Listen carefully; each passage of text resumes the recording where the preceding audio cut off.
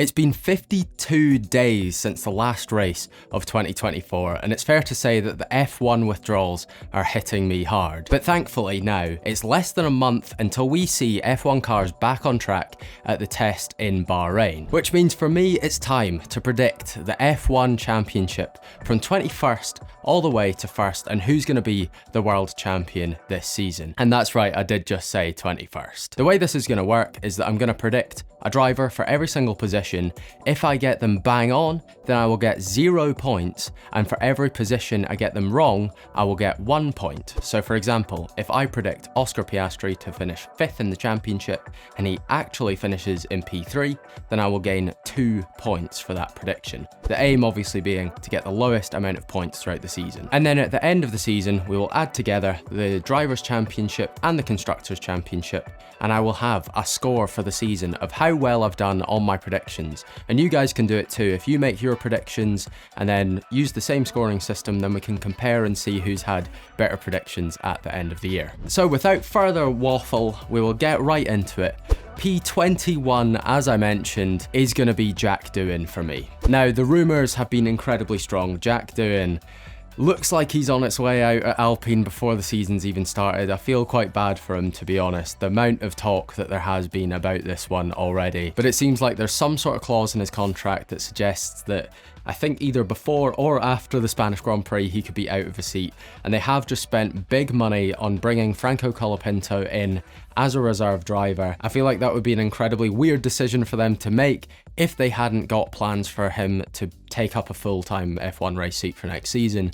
So Jack Doohan, 21st, more by virtue of the fact that I see him not having many chances to get points, and in that time I pretty much see him just amassing 0 points and finishing last in the championship. Moving swiftly into P20 now, I've gone for Gabriele Bortoleto.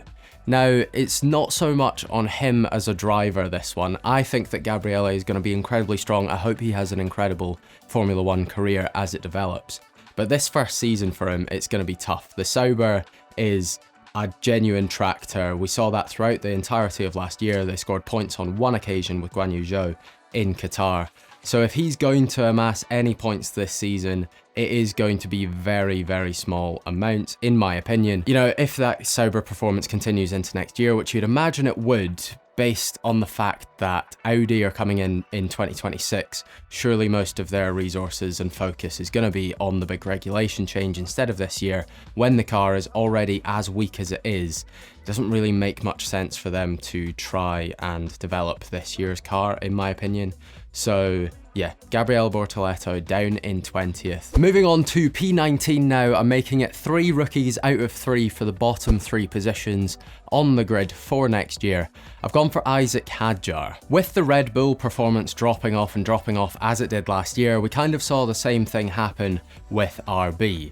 And so towards the end of the season, they were kind of struggling to pick up points other than in that amazing Brazilian Grand Prix that they had. And I think that Isaac is jumping in alongside Yuki Tsunoda that has spent so much time at that team now. He's really embedded in that team.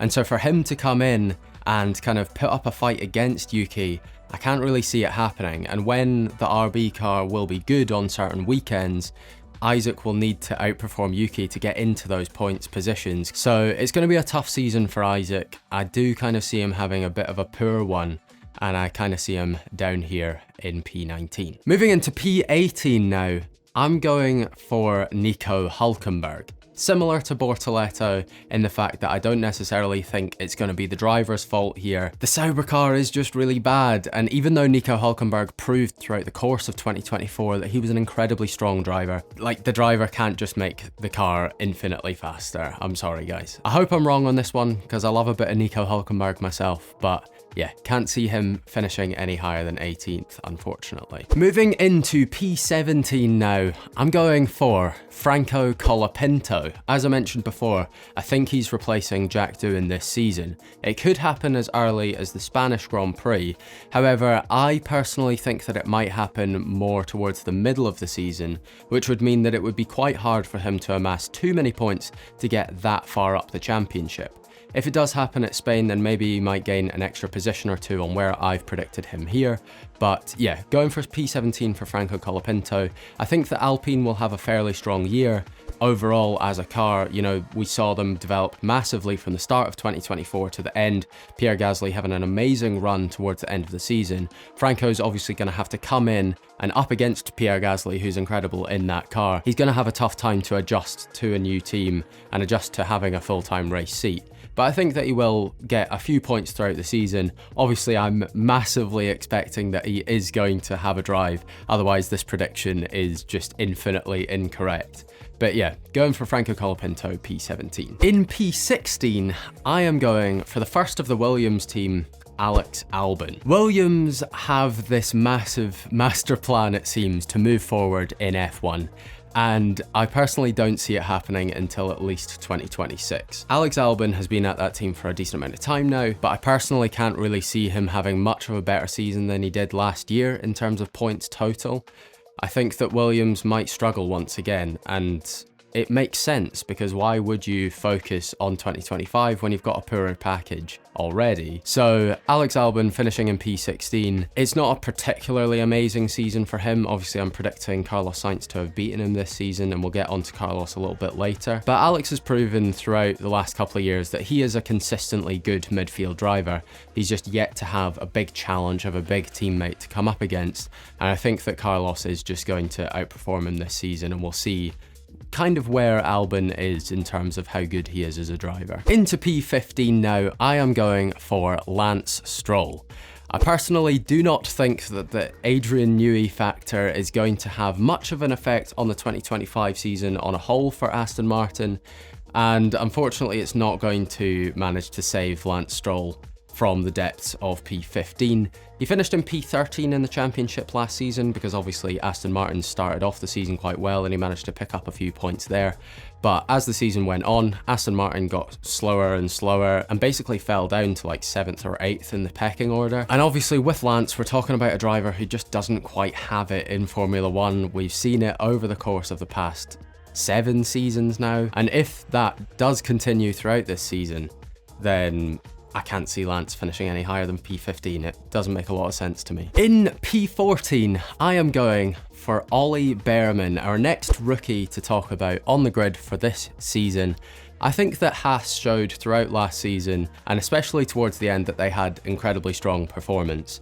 I mean, Nico Hülkenberg qualified in P4 in Abu Dhabi. It was clear that the upturn in performance was very strong since the appointment of Ayo Komatsu as the team principal, and Toyota coming in as a sort of brand partner with Haas seems to be working pretty well for them. I don't know if the Toyota part is just a coincidence, but it seems like the momentum is strong with Haas, and I think that the appointment of Ollie Behrman for a seat there is a strong one. He proved in the cameos that he had last season that he's got what it takes to be a Formula One driver, in my opinion. I don't really see him outperforming Esteban Ocon this season. We'll talk about Ocon when we get there.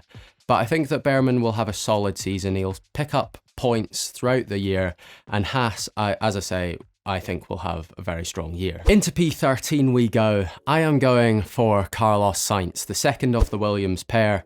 As I mentioned when I was talking about Alex Albon, I don't think that Williams are going to have a strong car this year. However, Carlos Sainz is a top tier driver. If anyone's going to extract massive performance out of a weaker car on the grid this year, it's Carlos Sainz. You'd hope, because he showed last year in the Ferrari that he had what it took to kind of go up against Charles Leclerc toe to toe, and that's an incredibly difficult thing to do. So Carlos, I think, will have a decent enough season, but it's not going to be the flashy top 10 finish that I think that some people might be expecting, because that Williams car towards the end of last season was literally dropping off and dropping off. So for them to turn it around for this season, yes, they might be able to extract a little bit more performance, but it's another one where you'd kind of expect them to be focusing on the 2026 regulations rather than this year. So Carlos Sainz in P13 in the championship for me. In P12, I am going for Yuki Tsunoda, the second of the RB cars. I think Yuki is set to have a very strong year this year. He has a point to prove in that he was not promoted to that Red Bull seat for this season, which I think most people, me included, believed that he deserved. He's got that sort of fire in his belly. He wants to prove to Christian Horner and to Red Bull that they made the wrong choice, that Yuki was the one to go for. And I believe that Yuki is going to do that in an RB car that might be a little bit slower than it was last year. They're going to be kind of fighting with Williams, I believe, this season. And I think that Yuki Tsunoda is going to come out on top, I really do believe. Into P11 we go, and the final driver not in the top 10 of the standings for next year. I'm going for Fernando Alonso, which could be a little bit of a mistake because Alonso was miles in front of the rest of the pack in P9 last year in terms of the midfield. But this year, I don't know, I just kind of see Aston Martin going backwards. They went backwards throughout last year, and then to come into this year, they've got Adrian Newey coming in March. He's not going to make that big of a difference on this year's car, I don't think. And obviously, if you're Aston Martin, and you've signed Adrian Newey, with 1 season until the next regulation change, surely you are devoting all of his expertise into the next regulation set. It doesn't make a lot of sense for Adrian Newey to be working on this year's car, in my opinion. So if they were to do that, and they focus all of their energy on next year, the big regulation change, as I say, then I don't see Fernando Alonso and Aston Martin having an amazing year. However, Fernando Alonso is still Fernando Alonso, and he's still an elite tier driver despite the old age. And so he will dramatically outperform the car. We've seen that time and time again. He will dramatically outperform Lance Stroll throughout this season. And I think that P11, even though it looks bad, will still be a good result for Fernando Alonso this year with the Aston Martin performance. Okay, top 10 time.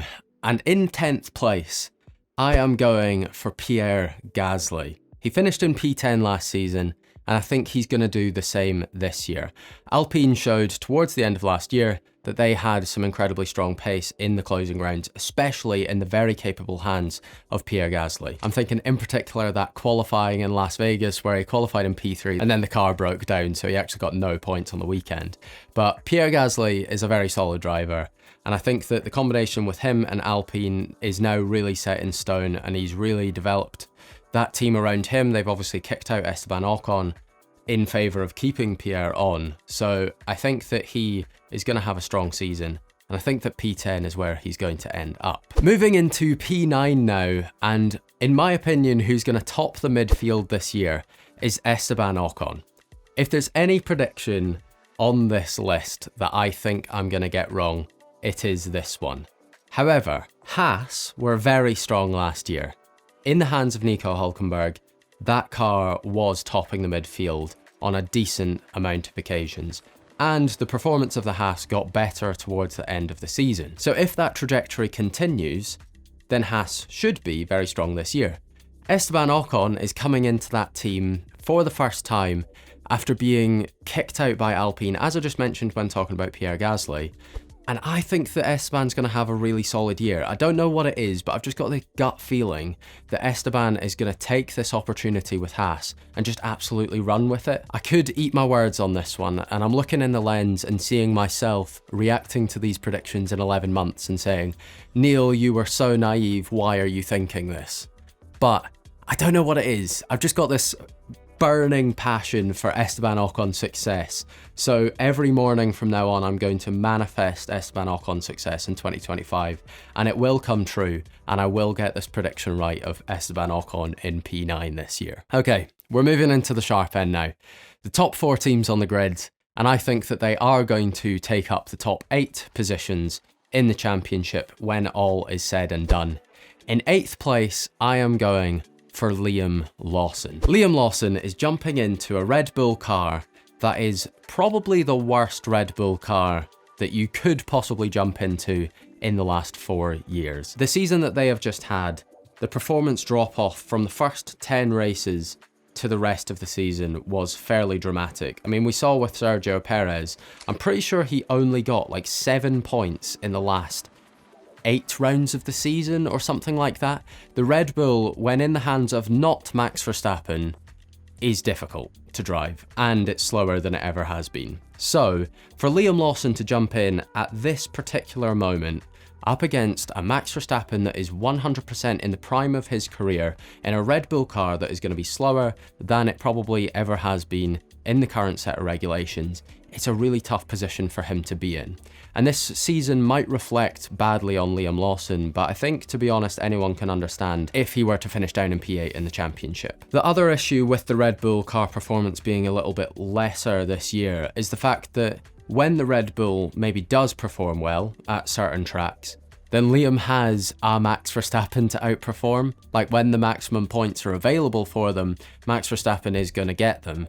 So for Liam to be in this position is just incredibly difficult, which is why I've got him down in P8. Then in P7, I have the other new driver at the top 4 teams for this year. I'm going for Kimi Antonelli. I think that Antonelli, similar to Liam Lawson, is jumping into a car that maybe won't be that strong. The Mercedes is potentially going to be quite weak at the start of the season, probably the 4th fastest car on the grid. And then as the season develops, I do see them getting a little bit faster, and maybe towards the end they will be the 3rd fastest car, but it's still not going to be quite enough for Kimi Antonelli to finish above P7. Kimi Antonelli obviously comes into F1 with a big reputation, a very young age to be in Formula 1, and especially at a top team. So he, in a way, has a lot to prove. I think that Kimi will come in, show some amazing, electrifying pace, as he did in that Monza practice session last year, and then also have just a lot of inconsistency throughout the season. We've seen it with drivers like Oscar Piastri, who is one of the better drivers on the grid, it's fair to say, but he showed in his first 2 seasons with McLaren that he's got a bit of inconsistency still in there, despite the fact that he has really good raw pace. So I think that Antonelli, similar to Piastri, will have some inconsistency, some gaps in his performances throughout the year. I maybe see him outperforming George Russell a couple of times over the year, but George is also a very competent driver now, has been at Mercedes for a very long time, is the team leader there now that Lewis Hamilton has left. So it would be difficult for Kimi to outperform George, but I maybe see it happening on a few occasions this year. Okay, top 6 time now. In 6th position, I am going for George Russell. I think that there's going to be quite a big gap in performance and in points in the championship between 6th place and 7th place. And Liam Lawson and Kimi Antonelli kind of down here, and George Russell and the rest above. But the Mercedes car, as I just mentioned, is probably going to be 4th fastest going into the season.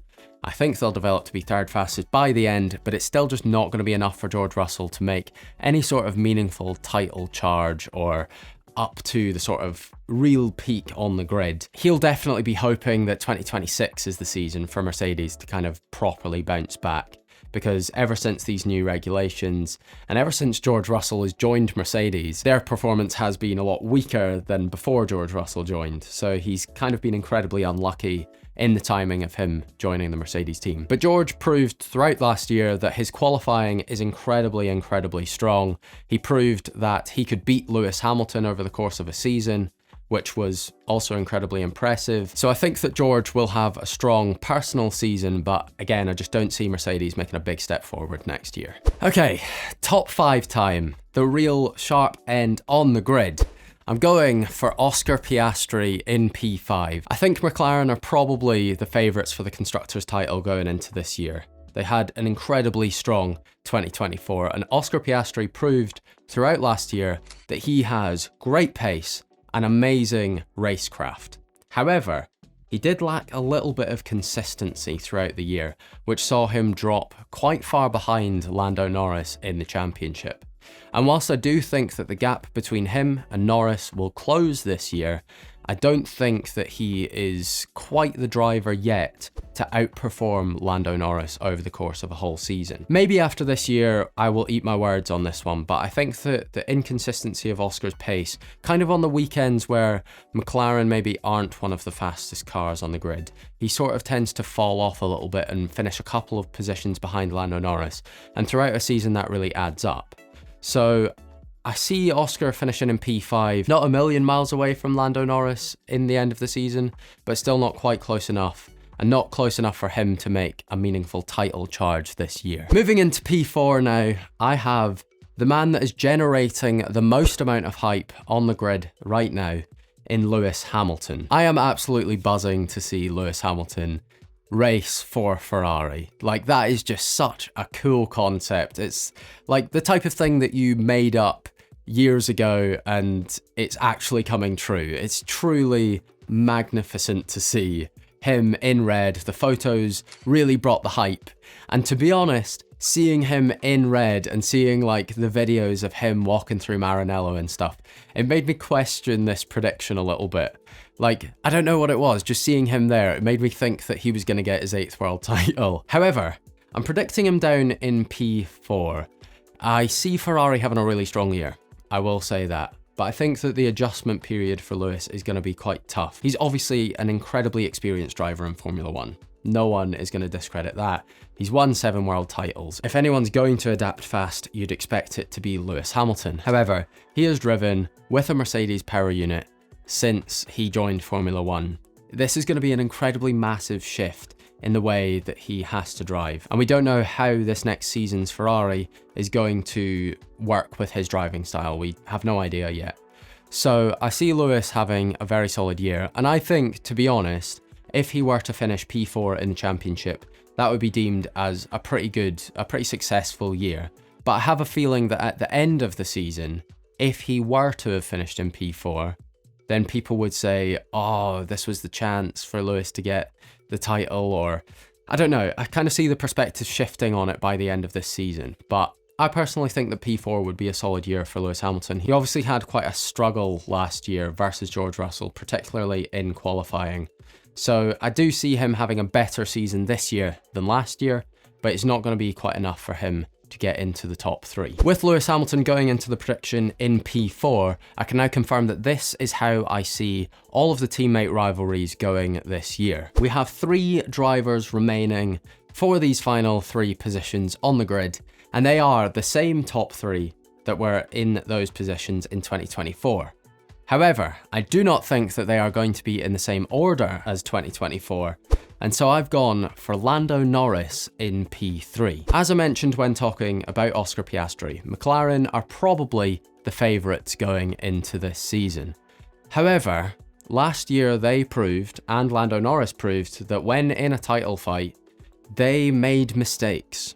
I made a whole video actually on it, little plug there for you. Lando Norris made countless errors in really high pressure scenarios up against Max Verstappen, who's obviously a very experienced driver in these scenarios. It makes sense that Lando Norris would make mistakes in these situations. He had never been in this position before as a driver, but I don't see him really improving on them that much this year. He will be better this year than last year, I do think, in terms of the mistakes, but I don't see it being enough of a change for him to go out and win the title this year. It's going to be really close. I actually want to say that these top 3 drivers are going to finish the season within 25 points of each other. I have this feeling that it's going to be an incredibly tight season. And so maybe for Lando it'll come down to bad luck or something like that. But I just don't see him winning the championship, even though McLaren should, in theory, have the fastest car this year, and Lando Norris is the faster between him and Oscar Piastri. Just don't see him winning the World Championship. I don't know what it is. And then the top 2, it's Leclerc or it's Verstappen for the title this year. I am going in P2 for Max Verstappen. Max Verstappen is, quite frankly, the best driver on the grid by quite a long way at this stage. However, Red Bull proved last year that they no longer have the best car. If you look at the 2024 season and you start from the Spanish Grand Prix and you move onwards from there, it was incredibly close. And even though Max is so strong, I don't see a world in which he's strong enough to outdo this Red Bull performance that I feel like is coming next year. This is also going to be their first winter break as a team without Adrian Newey, who has left to go to Aston Martin, of course. So this next year's car is going to be missing a little bit of that Newey magic that all of his previous Red Bull cars have had. So it's a tough one. I think it feels weird to not predict Max Verstappen to win the title, I will say that. Given how strong he's been, given what he showed last year when he was up against Lando Norris, who had the better car, he still performed very well. But something just tells me we're having a change of the guard this year. And that change of the guard is going to go to my P1, Charles Leclerc. Maybe I'm buying into this Ferrari hype a little bit too much, but I see Charles Leclerc winning the Drivers' Championship this year. All of the Ferrari hype currently is set on Lewis Hamilton joining the team. But Charles Leclerc has been there for a long time now. He knows how the Ferrari works. He knows how to work the team at Maranello around him. And I think that Ferrari are going to make a step forward with their car this year. It was very strong towards the end of last year as well. If you look at races like Mexico, the US Grand Prix, and Abu Dhabi as well, they were very strong with Leclerc coming through to P3. They have a strong car. It could be on par with McLaren. I think that they'll be a little bit behind to start the year and maybe develop past them, or the drivers will bring them up to be faster than McLaren for next year. And with all the focus on Lewis Hamilton for this year, him joining Ferrari, this massive event, I think that Charles Leclerc is just going to work away in the shadows and just bring home points and points, wins and wins, and bring home that championship. And in terms of Constructors' Championship, this is how I see it going. I've gone for Sauber in P10, RB P9, Williams P8, Aston Martin P7, Alpine P6, Haas P5, Mercedes P4, Red Bull P3, McLaren P2 and Ferrari P1. And with all that, it's going to be an incredibly exciting Formula 1 season. I can't wait to drink it all in with you guys. Make sure you comment down below what your predictions for the season are, and I'll see you at the end of the year when all of my predictions are horribly wrong.